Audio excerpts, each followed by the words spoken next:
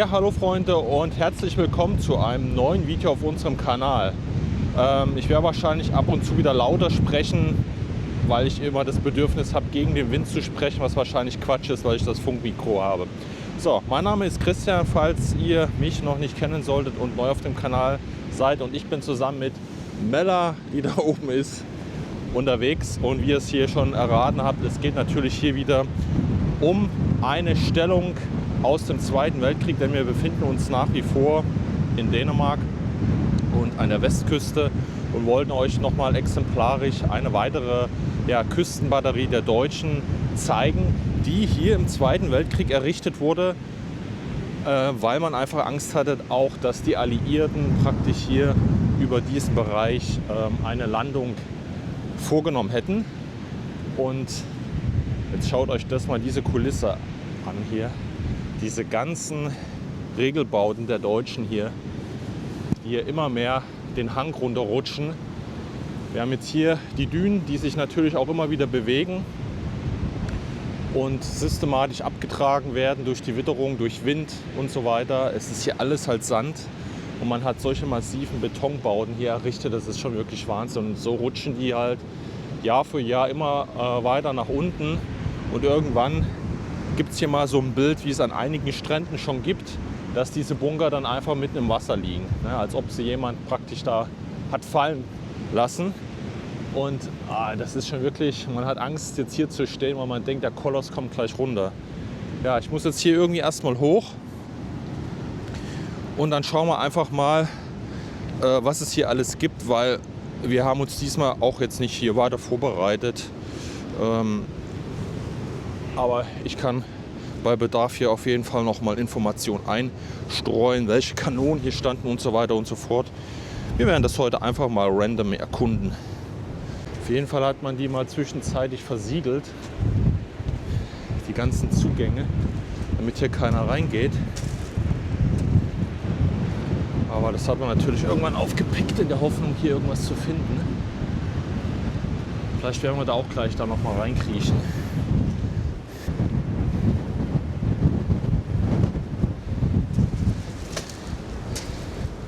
Ja, wir werden hier verschiedenste Regelbauten haben, Gefechtsstände,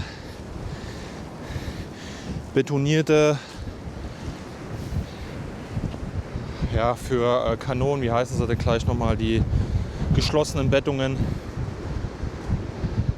für Maschinengewehre und. Das geht hier im Prinzip weiter. Hier ist sogar noch eine Leitung, die hier irgendwo aus der Düne kommt. Boah. Und schaut mal Leute, es geht hier weiter. Überall brechen die Dünen weg, beziehungsweise Bunker fallen nach unten weg, hier verankert waren. Der war auch hier irgendwo hier oben. Ich würde gerne mal dabei sein, also den Moment abpassen, wenn so ein Koloss nach unten wegrutscht.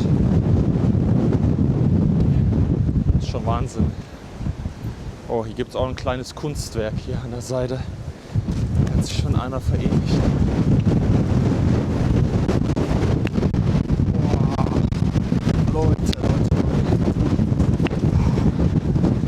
Schön aus. Ja, in dem Fall ist es tatsächlich auch hier ein Tobruk. Bis Oberkante voll. Boah, der Wind ist richtig krass jetzt hier. Der Witzka. Wir wollen jetzt mal hier hinten hinschauen, also hinlaufen und dann gucken.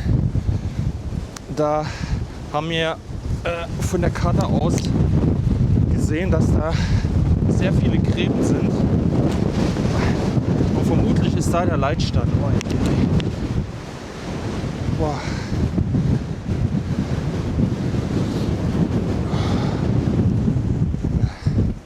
Ja, da oben, da geht's weiter. Wahnsinn. Ja, hier kann man ganz gut erkennen, vom Strand weg gehen jetzt hier überall die Laufgräben her. Man kann das hier noch richtig gut in den Dünen sehen, um praktisch die hinteren Stellungen, wo wir jetzt erstmal auch noch so hinwollen, um uns ein bisschen vor dem Wind zu schützen, dass die praktisch miteinander verbunden sind. Boah, der Wind ist wirklich Katastrophe, ey. Meine Güte, ey. So, wir werden uns jetzt einfach hier in den Gräben bewegen. Und da hört der Wind nämlich auch ab und zu einfach mal auf.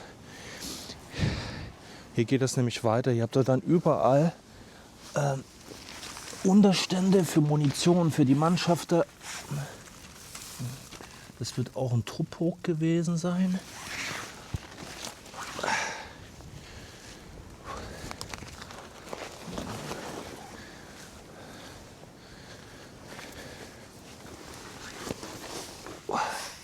Hier geht es überall rein. Wir werden aber erstmal ganz da hinten hingehen. Schaut mal, überall versteckt in den Dünen hier.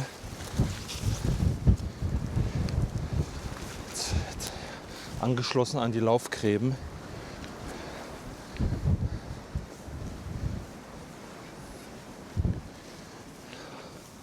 Ja. Das sieht aus wie für die Flak oder sowas. Oder für einen Scheinwerfer.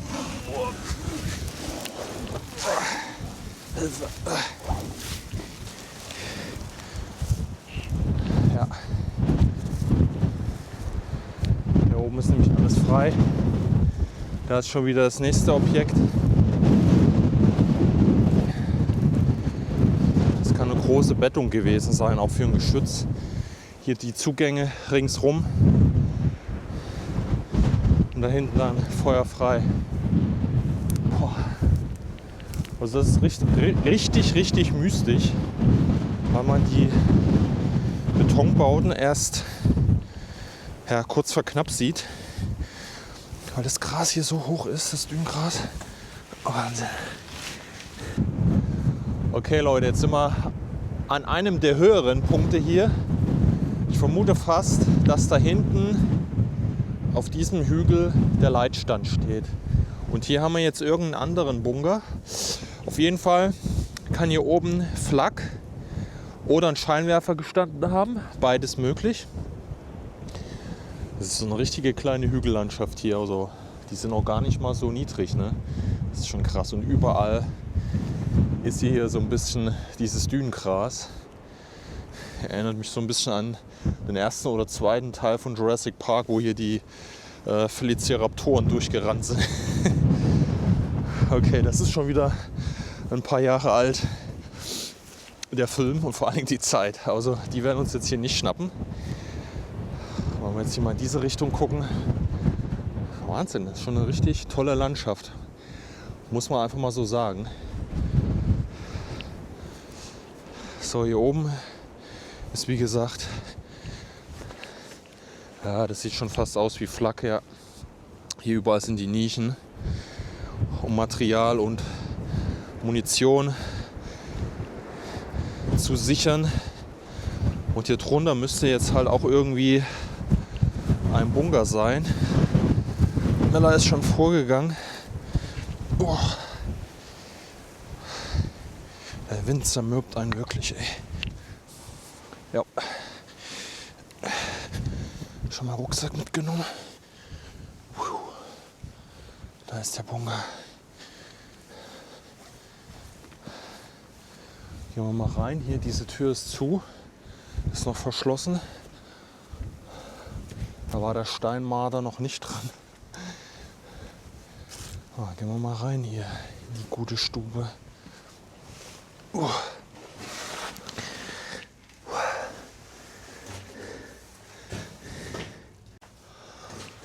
Was uns auf jeden Fall hier wieder auffällt, weiß nicht, ob ihr es gut erkennen könnt. Hier unten steht wieder S und daneben wahrscheinlich T für ständiger Ausbau. Also wir haben hier wieder ordentlich Beton über uns und an den Wänden. Und hier sind die Türen, auch wieder eine andere Art von Tür, muss ich schon sagen. Also da gab es wirklich verschiedene Modelle. Die hat wieder so ein bisschen, oder hätte den U-Boot-Charakter, allerdings ist er nicht mehr da.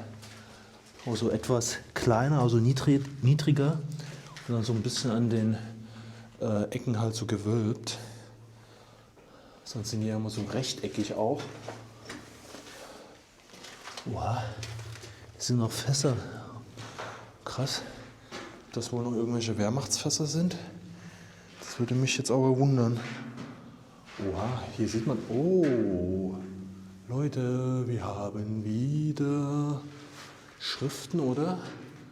Auf jeden Fall ist hier ein florales Muster, Blumen. Da sind wir ja die Spezialisten, was das angeht. Wir haben ja wirklich ein gutes Näschen. Das geht hier an der Tür weiter nach unten, da ist eine Linie gezogen. Wow, aber leider kann man das nicht mehr so gut erkennen. Hier oben weiß. Das sind irgendwelche Blumen gewesen hier. Leider ist hier der Sturz, das ist alles halt verrostet schon. Ja, hier geht es weiter, das florale Muster der Tür. Aber das kann man leider gar nicht mehr erkennen.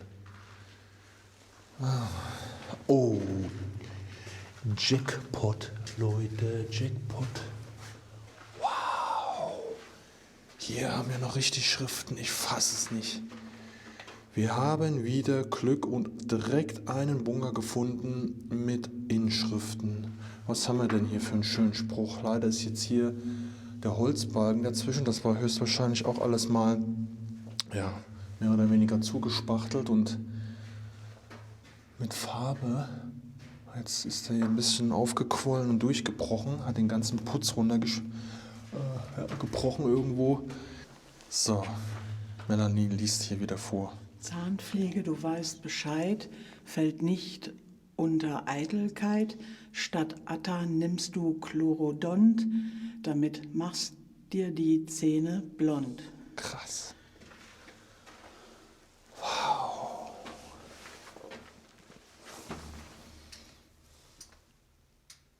Das ist wirklich wieder Wahnsinn. Und man sieht es halt auch wirklich hier, ne? Also hier fehlt nicht mehr viel an der Seite und da bricht wieder was weg. Ist nur noch hauchdünn. Auch hier ist irgendwie an der Wand, hier ist leider überall Kalkablagerung. So eingerahmt, hier wird auch ein Spruch gestanden haben, aber das kann man wirklich gar nicht mehr lesen. Also wer hier irgendwas lesen kann, ich halte es mal langsam jetzt, die Kamera, dann mal bitte in die Kommentare.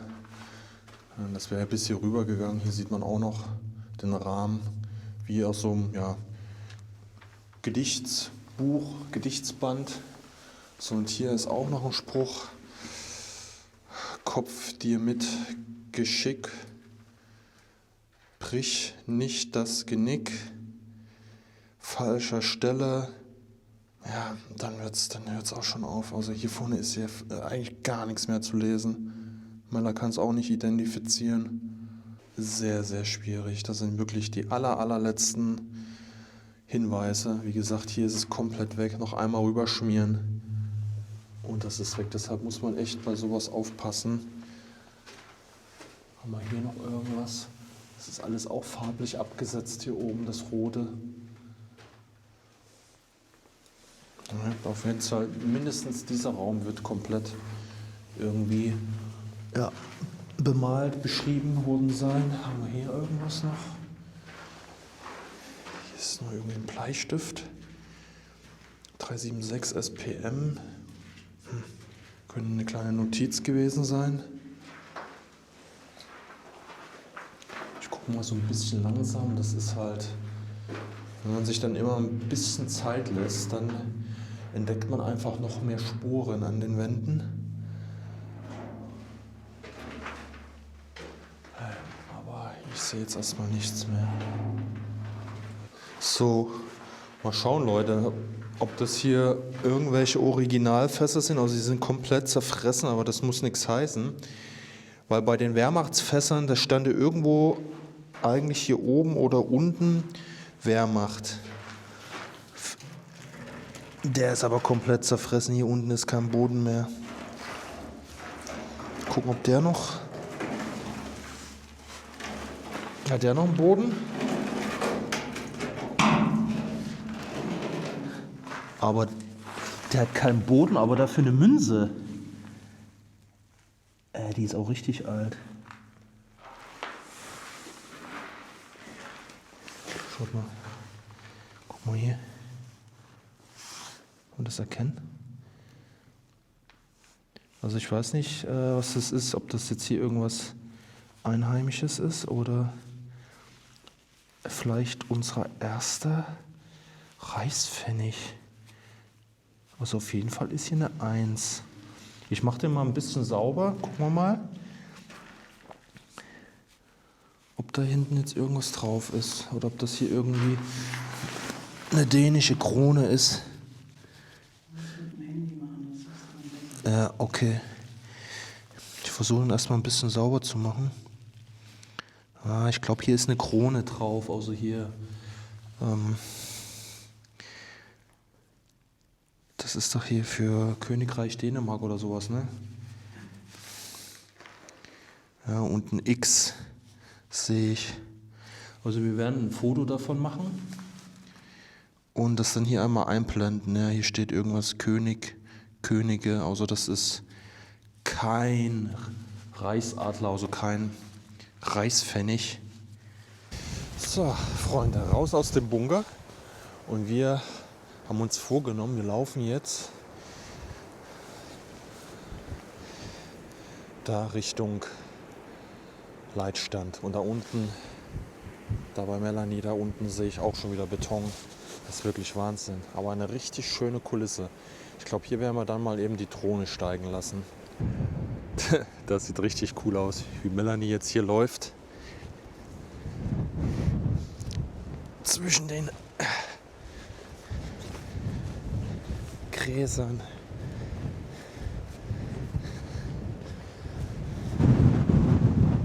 Schon wieder ein gewaltiger Mannschaftsunterstand.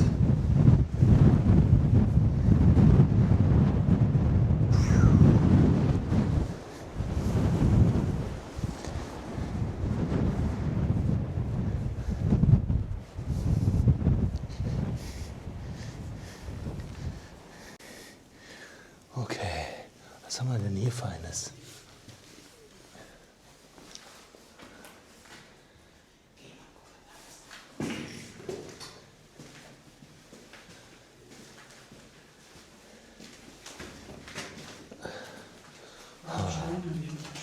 Okay. Was ist das denn? Ach, weißt du, was das sein wird? Das ist Wasserreservoir.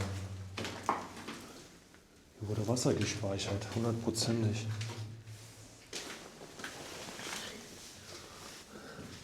Ja. Also das scheint wirklich hier so ein Versorgungsbunker zu sein in dem Moment, weil hier wird höchstwahrscheinlich Stromversorgung gewesen sein. Oh, hier hat einer ein Hakenkreuz rangemalt. Das muss nachträglich gekommen sein. Also mit Schablone. Ja, also wenn es ursprünglich gezeichnet wurde halt von den Soldaten, die jetzt hier Dienst hatten, okay, ne? Das hat ja auch einen anderen Bezug dann in dem Moment von der Geschichte, aber nachträglich weiß ich nicht, also ob das sein muss. Ah, hier wurden auch nochmal irgendwelche Relikte ausgegraben, irgendwelche Haken. Ja, war bestimmt einer Sondeln. Also hier hätte man, glaube ich, auch Herr der Ringe drehen können. Ich mache immer so gerne Filmvergleiche auch von der Kulisse. Sieht wirklich so ein bisschen aus. Steppe von Rohan. Also das Krasse ist wirklich, dass man hier, wie gesagt, diese Bunker erst kurz vor knapp sieht. Also der Leitstand ist da oben und wir haben hier immer wieder zwischendurch Bunker, die von vorne gar nicht zu sehen sind. Das ist natürlich auch richtig gut gewesen, die so zu bauen. Oh, hey. Oh. Da ist aber nur ein Raum. So, reingekrebst, Leute. Aber der sah von außen größer aus, als er letztendlich ist. Wir haben hier Heinrichsblech drin. Das hat man jetzt so die ganze Zeit hier auch nicht gesehen. Joa. Und mehr ist nicht, ne? Also ich vermute einfach mal so ein Zwischendepot, weil es ja auch keine Schaden oder irgendwas gibt. Macht ja auch keinen Sinn jetzt hier. Ja. Können wir im Prinzip wieder rauskriechen. So, Aufstieg zum Leitstand. Mal gucken, und dann will ich auf jeden Fall die Drohne fliegen lassen Dann kriegen wir nämlich mal von oben richtig schönes Bild, wie das nämlich hier aussieht. Was man von unten vielleicht gar nicht so wahrnimmt. Jetzt sind wir angekommen hier am Leitstand.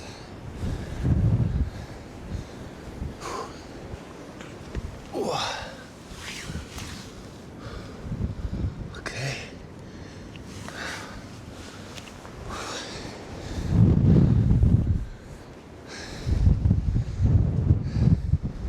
Sieht echt cool aus.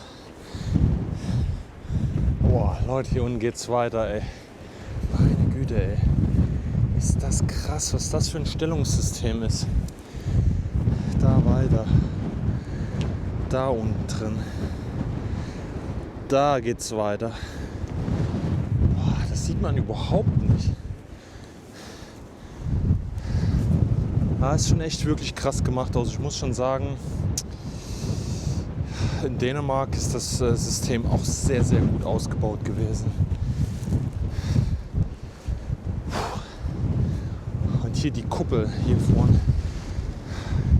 Wie sie hier nochmal so ein bisschen, keine Ahnung, was das für eine Tarnung ist, wie man das nennt. Sieht auf jeden Fall irgendwie sehr, sehr interessant aus.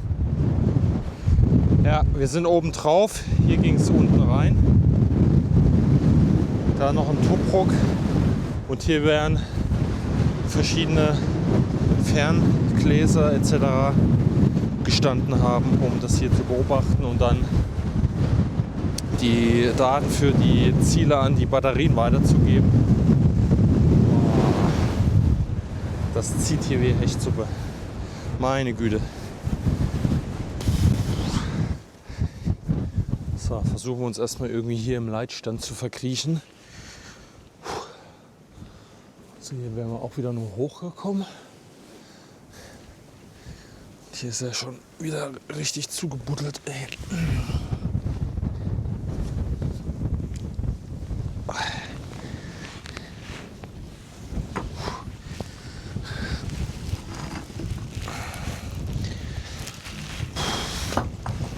Junge.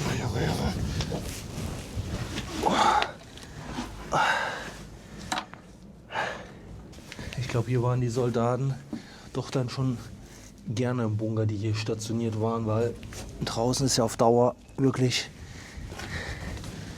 also bei den Umständen,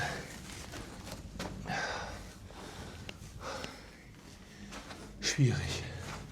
So, gehen wir mal hier in den Hauptbereich.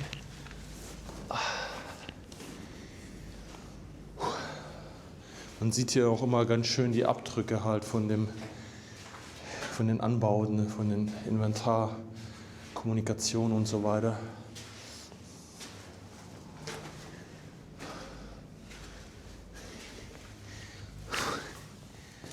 Oh, haben wir noch irgendwas zwischen gemauert. Aber man sieht hier keinerlei Sprüche oder eigentlich in diesem Bunker dann Anweisungen, wie was zu sein hat. Ist leider hier gar nicht der Fall. So, jetzt gehen wir mal hier in den eigentlichen Beobachtungsbereich.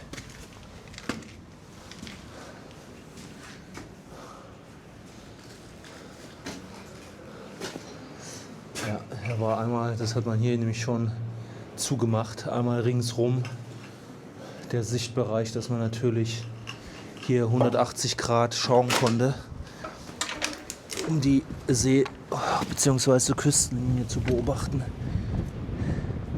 Das war praktisch dann der Ausblick hier. So, wir sind jetzt oben vom Leitstand zurückgegangen und zwar einen anderen Weg durch die Gräben. Und hier ist ein bisschen Wasser, aber ein ganz interessanter Bunker, der auf den ersten Blick aussieht wie ein Tobruk, aber wahrscheinlich keiner ist. Man hat hier nämlich eine Öffnung für einen Tobruk und dann hier in der Mitte aber noch mal einen größeren. Und ich vermute mal, dass hier ein Scheinwerfer oder irgendwas anderes drauf gestanden hat. Man sieht hier noch irgendwie die Markierungen, um das einzustellen höchstwahrscheinlich. Hier sieht man noch irgendwas mit 50 Grad. Ja, man sieht hier noch ganz fein die Linien und die Ziffern. Könnt ihr das erkennen? Das ist sehr interessant. Kann natürlich auch wieder für so ein Fernglas gewesen sein, um in der Nacht zu beobachten, um dann Flugzeuge in der Nacht entsprechend schnell zu entdecken und das dann an die Flakscheinwerfer weiterzuleiten. Hier oben haben sie nämlich eine Plombe draufgesetzt. Das sieht echt interessant aus. Ja, was meint ihr, Leute? Hier auch nochmal reingehen? Ich denke schon, wenn wir hier sind, gehen wir hier auch nochmal rein. Also hier gibt es wirklich unzählige Bunker. Das ist wirklich krass. Und hier haben wir wieder so ein bisschen Camouflage.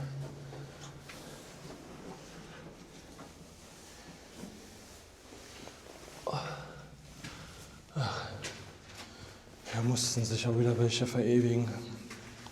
Was ist das hier, Leute? Das hat nichts mit nachträglich, also das kann ich mir nicht vorstellen. Das ist einfach eine Schablone und das hat man hier dran gesprüht. Das hier, das S, das ist wirklich historisch.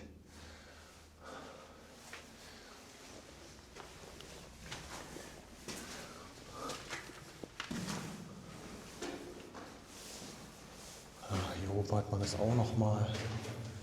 Das ist gesprüht auch. Nee. Das kann nicht real sein, Leute. Das könnte rein theoretisch jeder so gemacht haben.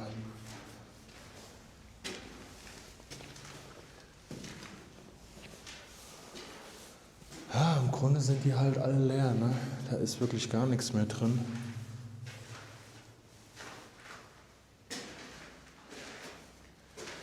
Ja, da ist es auch wieder.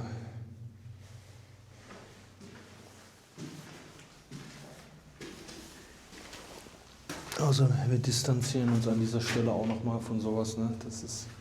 Sollte eigentlich jedem klar sein. Das ist gerade, also ich halte die Kamera gerade, das ist der Zugang. Oh. Uiuiuiui. Also ich halte die Kamera gerade, Leute. So wäre schief.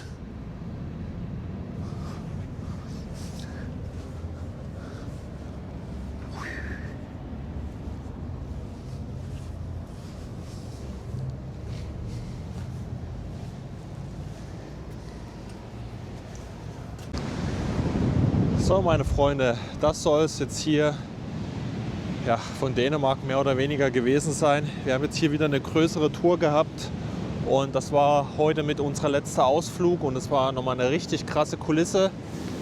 Wenn man hier, wie gesagt, nochmal die Bunker sieht, wie schief die hier drin liegen, da können Sie hier auch nochmal sehen, von der Seite, das ist schon wirklich Wahnsinn, ne?